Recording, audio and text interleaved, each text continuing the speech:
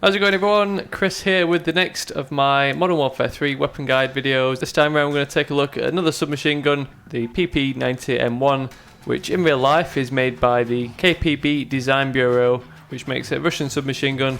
And as you can see, the main feature of the weapon, as we see in game, is that large helical magazine, which in real life holds 64 rounds. However, it can be converted to use a typical 32 round box magazine as well.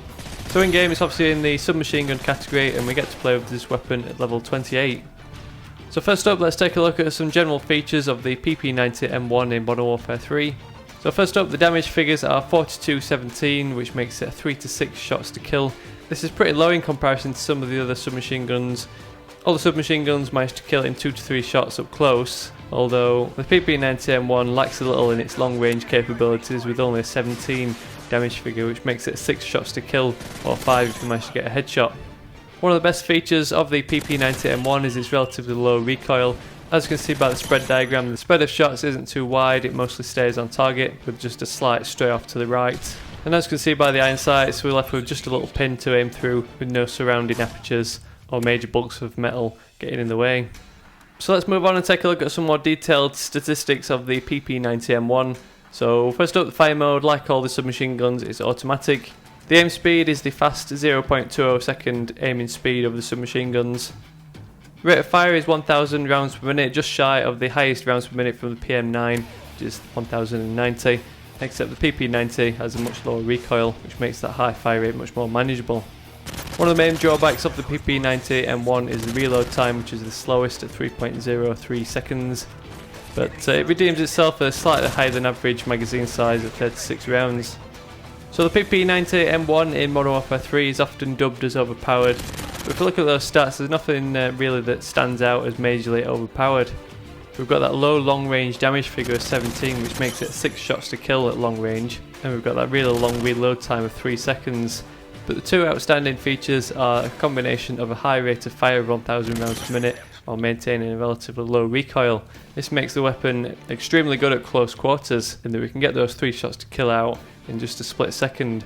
So in my opinion, it's only really when you look at attaching the rapid fire attachment, which increases the fire rate even further, that makes the weapon borderline overpowered. But if you consider the slightly lower performance at long range, I don't think it's really worth moaning about. Despite having a relatively low recoil, the weapon's still going to be at a disadvantage at long range, needing those 6 shots to kill, whereas an assault rifle will be able to take someone out with more accurate aim with just 4 shots to kill.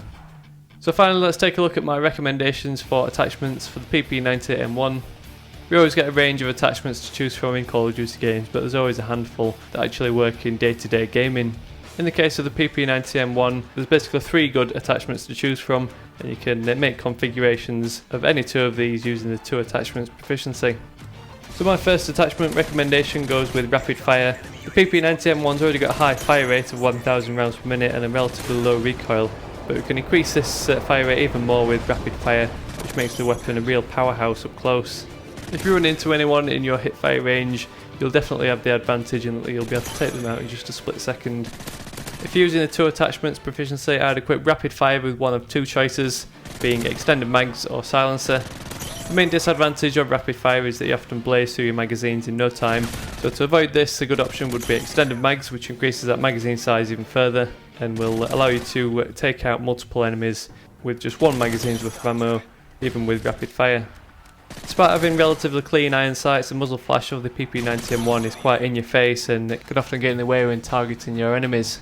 So the silencer attachment, when equipped with rapid fire, will not only tame this muzzle flash, but will also give you the added benefit of staying off the radar.